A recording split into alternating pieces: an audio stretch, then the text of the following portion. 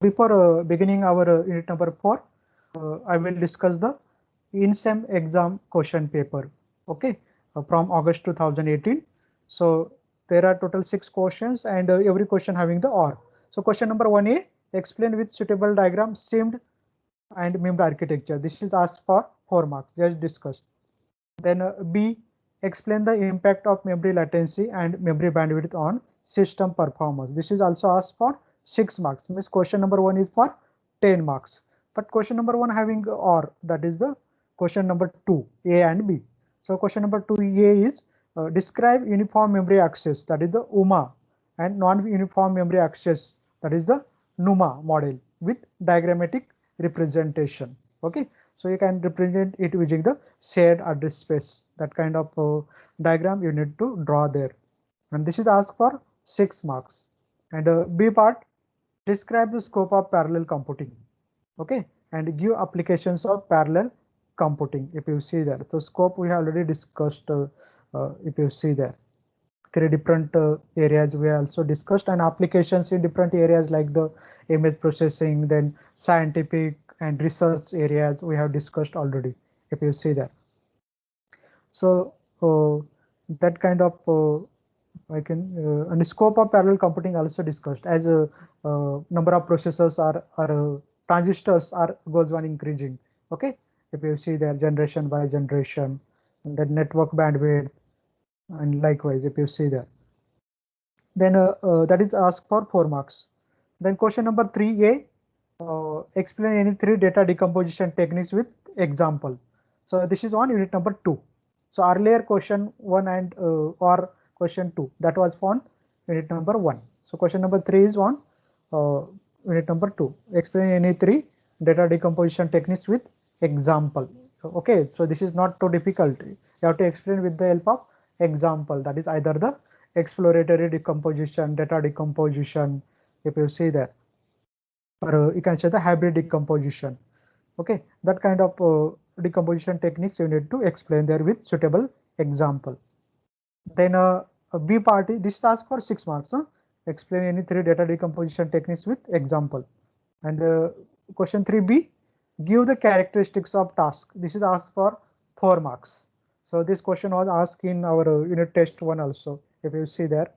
Okay, characteristics of task, that is the task creation, size of task, and third characteristic is the data associated with task. That is also discussed. So it was for 4 marks.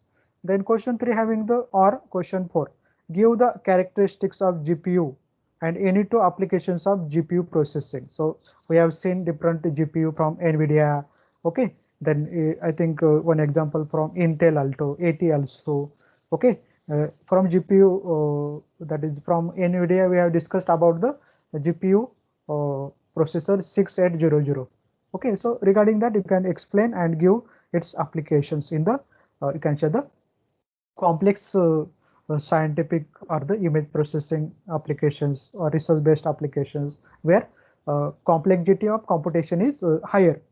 Okay, so for those applications you are using the GPU, you can see the processors, graphics processors or processing units. So this is asked for 4 marks. Then question 4B, explain any 3 parallel algorithm models with suitable example. So here you have to explain the parallel models there. If you see there, we have seen in unit number 2. If you see the data parallel model, if you see that pipeline model, that kind of models, or hybrid model. So that kind of models you need to explain here with suitable example. So any 3 you can explain there. So this is all about the unit number 1 and 2, and unit number 3 questions were there. That is question number 5A. Explain broadcast and reduction example for multiplying matrix with a vector. So this kind of that is the you can say the example we have already seen. If you see there, that is the dense matrix multiplication with a vector. So that is also discussed at the beginning of unit number 3. If you see there, and that was asked for the 6 marks. That is the matrix multiplication with a vector. But you have to use here broadcast and reduction. Okay, so you know different broadcast and reduction operations. So anyone you can select there. because no specifically given there, either use the one to all broadcast or the all to all broadcast or the you can say the all to all that is the personalized communication, if you see that, and any reduction, that is the all to one reduction strategy you can or operation you can use there.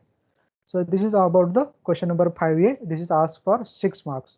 Then B part is there, explain the concept of scatter and gather. The scatter and gather operation we have already discussed just in this previous unit, that is for 4 marks. And question number 5 having or again, question number 6a, compare the one to all broadcast operation for ring, mesh and hypercube topologies. So you can compare this using the different parameters like the number of nodes, then number of steps required, okay, communication steps, and communication cost. Okay, so considering these 3 to 4 parameters, you have to compare the these all you can say the broadcast operation, that is the one to all broadcast on a ring, mesh and hypercube. We have already seen all examples in detail on one to all broadcast operation. So this was asked for 6 marks. Then B part is there, explain the prefix sum operation for an 8 node hypercube. So I think in last lecture we have discussed this example. Explain the prefix sum operation for an 8 node hypercube. This is asked for 4 marks. So this was the that is the INSEM question paper for 30 marks in August 2018. So I will post this question paper through your GC. Okay, so you can see there that particular question paper there. Then moving towards our actual today's lecture, then if you see there, because we already taken 10 minutes for this question paper discussion, but this is essential if you see that. Then regarding unit number 4, if you see there, so this is totally based on the analytical modeling of parallel systems, if you see that. So here we will see the different you can say the analytical model and their basics also. Okay, if you see there, but before that is the starting the unit number 4, we'll discuss the agenda of today's lecture also. This is actually the lecture number 1 on unit number 4. Okay, so we'll discuss in today's lecture syllabus and overview of syllabus, okay, or contents of unit number 4. Then we will discuss about the analytical modeling basics. Then we will discuss about sources of overhead in parallel programs. Then we'll discuss about the performance metrics for parallel systems, and there means just the introduction, that is the power. And in next lecture we will see the in detail different performance metrics for parallel systems, considering the that is the you can consider the speed up, then you can say the total overhead, then efficiency. Okay, so this kind of performance measurement metrics we will discuss one by one. Okay, then moving towards the first slide. So this slide contains the syllabus of unit number 4, if you see there. Okay, and syllabus is you have to discuss analytical models. Then you know what is analytical or what is data analytics, you know. So it is everything related to the analysis part, if you see there. Okay, then so here you are studying both, that is the sequential version of algorithm and its parallel version. If you see there, you are making analysis. Okay, because in some cases that serial version is better than that parallel version for the small size of data. Okay, if input is in small in size, in that case parallel version of the same algorithm, okay, I think it will take it will become the bottleneck there, if you see there, compared to the its serial version. Serial version, if number of elements are less, it can complete that work within a small amount of time, if you see that. So that kind of analytics you should know. Okay, so analytical models, then sources of overhead in parallel programs. So which are the different overheads or sources of overhead in parallel program, or while designing the parallel program, or while executing those parallel programs, if you see that. So you have to consider the different overheads, like the time wasted in idle, that is few processors are heavily loaded, and at the same time some processors are idle. So idle time is the one overhead there.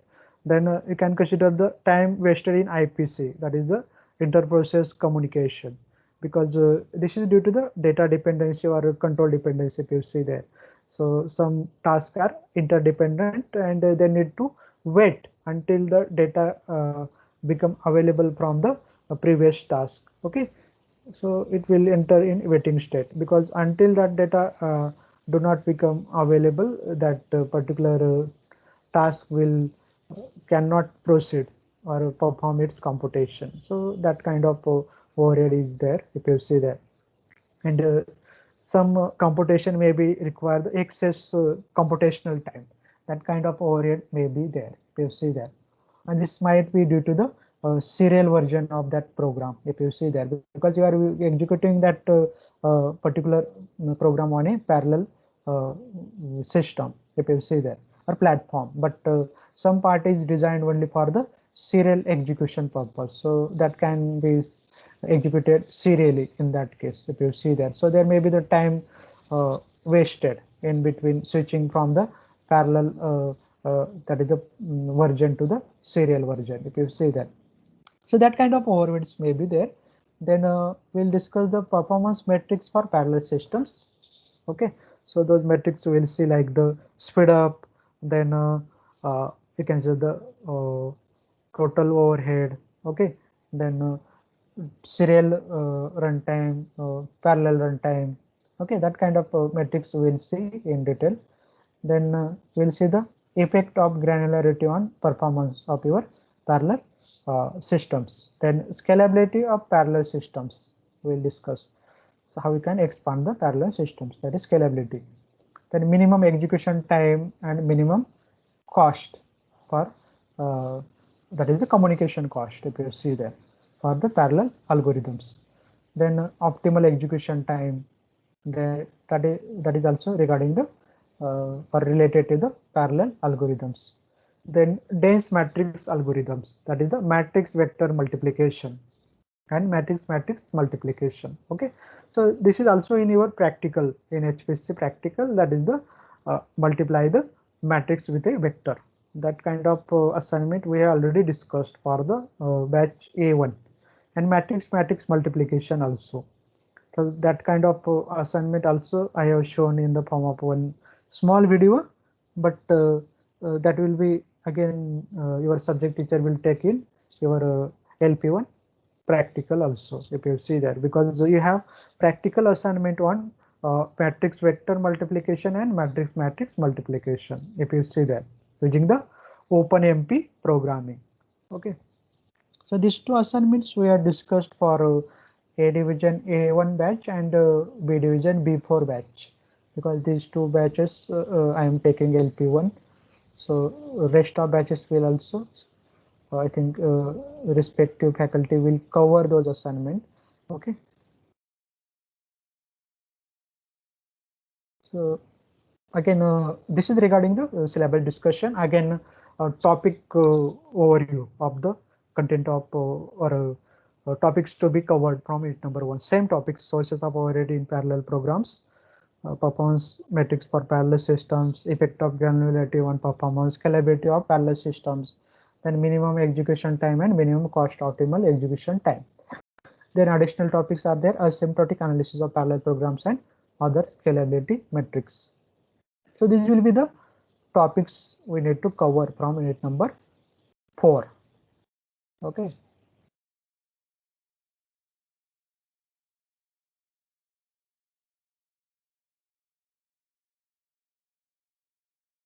Am I audible? Hello? Yes, sir. Okay. Then moving towards the first topic from unit number 4, that is the analytical modeling basics. If you see there. So how you are evaluating the, you can say the that particular algorithm, that might be the serial algorithm or the parallel algorithm, how you are evaluating its performance, or how you are measuring the performance of that algorithm. So that is measured in terms of its time complexity or the runtime of that particular algorithm. For example, in this current slide, we have discussed about, if you see the first two lines, red colored lines, okay, a sequential algorithm is evaluated by its runtime, okay, and in general, asymptotic runtime as a function of input size, if you see that. So it's execution time or runtime, if you see that, it vary uh, as per the change in the input data size, if you see there. If it is having the less amount of input data, then it will be quickly uh, executed and it will finish the execution for the sequential algorithm, okay. But if you increase the data size, okay, that is if you are using the, that is the 10 input elements or the 50 input elements, in that case your sequential algorithm will work that is in a better way compared to the your you can say the parallel algorithm. But if data size is increased above 1000, 2000 or the 10,000 or 20,000 and above, in that case so there will be the you can say the that is the heavy load on the sequential version of the algorithm. So it will take more time, if you see there, compared to the its parallel version. So parallel that is the algorithm will work in a better way for a large data set or the input data, if you see there. So if you read the second statement, the asymptotic runtime of a sequential program is identical on any serial platform. Yeah. So runtime of a sequential version of a algorithm. So it will be same on a different platforms, okay, which are allowing the serial execution of a that particular algorithm, if you see there. Okay, but if you see the third point, the parallel runtime of a program depends on the input size, the number of processors, and the communication parameters of the machine. So unlike the sequential program, because sequential program having the asymptotic runtime same or identical on a any type of the serial platform or different type of serial platform, if you see there. But this is not a case for parallel algorithm, if you see that. So parallel runtime for a same program or the algorithm, it depends on the input data size and the number of processing elements or the processors available on that particular you can say the system, computational system. So it might be having the using the ring topology or a star, you can say mesh topology or hypercube topology, if you see that.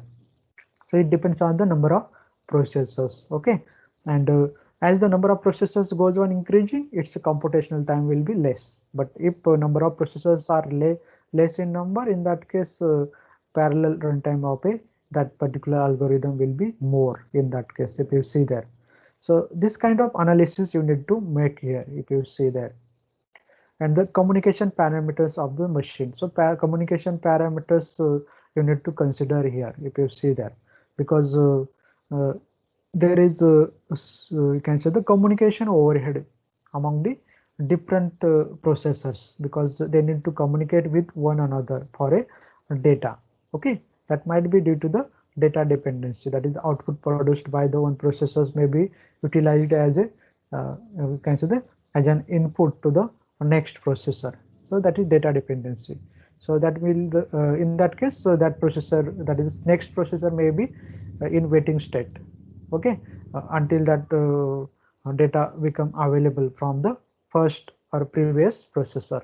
So that kind of communication work means there will be the wastage of time, waiting time on a next processor, if you see that. Then that is the overhead of the inter-process communication, IPC. That kind of overhead is there. Then idle time is there, if you see there, or excess computational time required to complete the serial execution of the you can say the serial part of the same parallel algorithm, if you see there.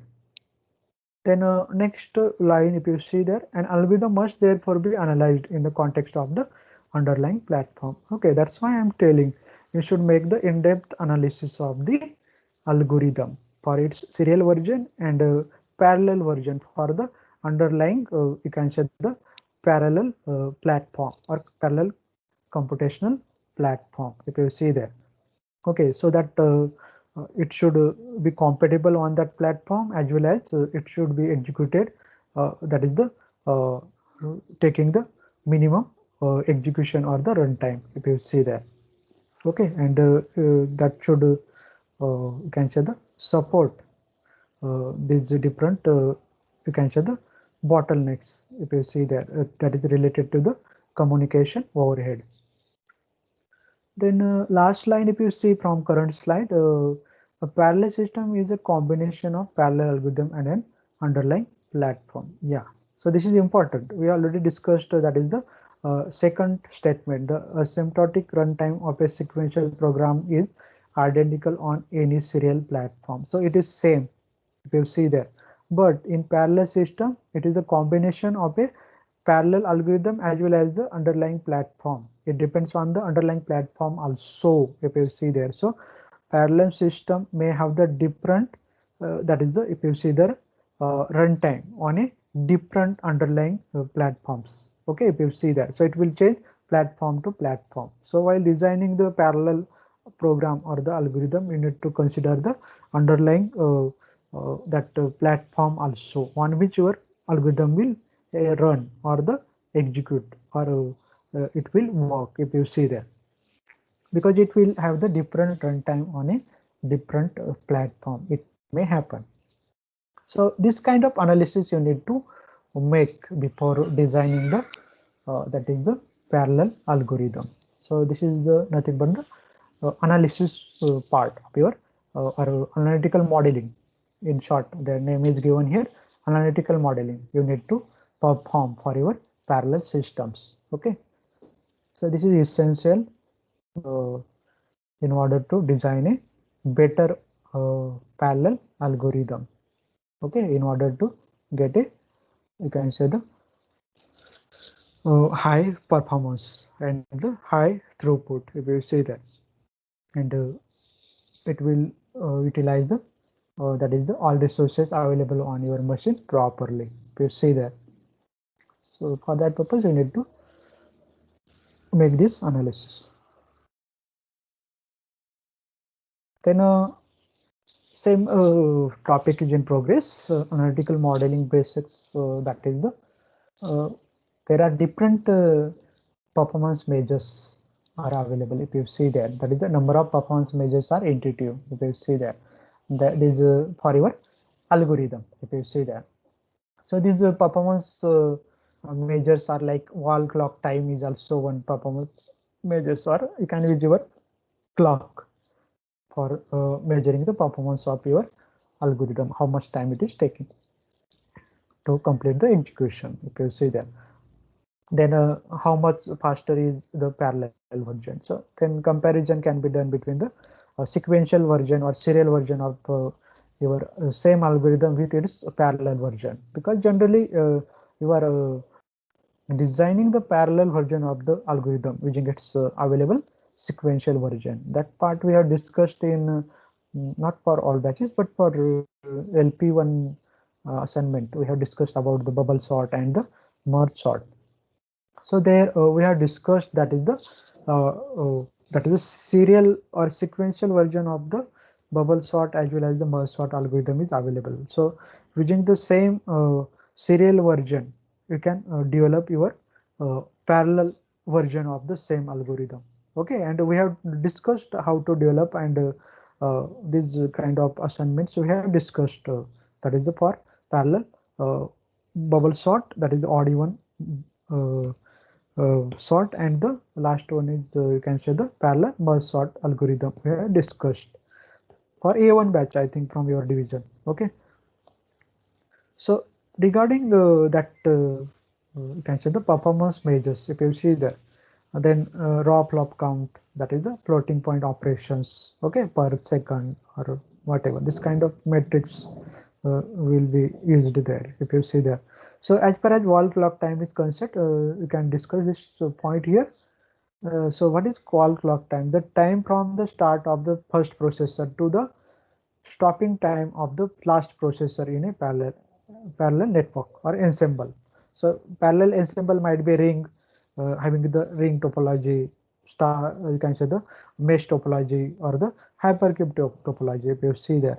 So all clock time compute the its total runtime as a, you can say the time from the start of the first processor, because in case of the ring network we have seen there are 8 processors 0 to 7. So when processor number 0 is started, so it will start the that is the wall clock will start counting, if you see that. Okay, then this is the time from the start of the first processor, that is 0th processor in our example, to the stopping time of the last processor, that is the 7th processor in our ring network in a parallel ensemble. Okay, so this is also called as the wall clock time. So this is the total time from the start of first processor till the end of the last processor in that particular parallel network. Okay, but how does this scale when the number of processors is changed of the program, or the it is ported to another machine altogether, that is the processor as well as the you can say the program. Okay, if you see that, because initially we were using the ring network, then it is ported for the, you can say the mesh network or the hypercube network in that case, and keeping number of processors same. So in that case also, if your computational cost goes on changing, if you see there, because we have seen the communication cost for the different networks for ring, mesh and hypercube. Okay, it is having the different communication cost, if you see there. So wall clock time is the one way to measure the, you can say the that execution time or the runtime, if you see there. Then how much faster is the parallel version? Okay, so here you have to compare, that is what is the baseline serial version with which we compare our parallel algorithm, if you see that, because you are designing your that is the parallel version of the program or the algorithm which gets the baseline serial version, that is we have already discussed, that is the serial version of the bubble sort. Okay, using which we are developing your parallel bubble sort algorithm or the merge sort algorithm. So you have to compare the that serial version with your parallel version, considering its time complexity, then space complexity, then okay, or the runtime, if you see that. So that kind of then accordingly you can decide which one is faster, whether the serial version or the parallel version, if you see that. So definitely parallel version will be faster for the large number of input data or large size data set as an input. Okay, with more number of processors. But if data is small in amount, then in that case or small in size, in that case serial version will be better, if you see that. Because if you are using the parallel version for the small size data, okay, having the 50 element or the 20 elements, so one or two processors will work, if you see there, and the rest of you can say out of 8, we are considering the same example, only 2 processors will perform the execution and rest of 6 processors will remain idle, if you see there. So this should not happen. So there are no proper utilization of you can say the resources on your system. So in this way you can compare your serial version with the parallel version. Then raw flop count, what is good are flops counts when they don't solve a problem. That is the, you can measure using the raw floating point operations per second. So that is also the one measurement, that is the floating point operations performed per second, if you say that. So this is also one. Then what is time now?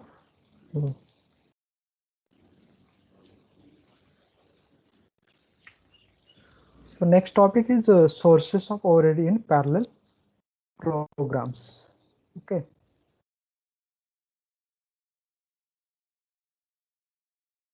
Okay, I think we should stop here, no? Because we have discussed so sources of already in parallel program, so we can continue in next lecture also. Okay, so we stop here. If you have any difficulty, you can discuss today. Okay, you can continue also, no problem. But it's already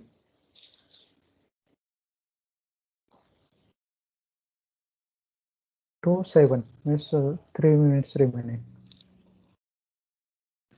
And you might have the another lecture also there. Okay, so we'll stop here. We'll stop recording. You can discuss if you have any query.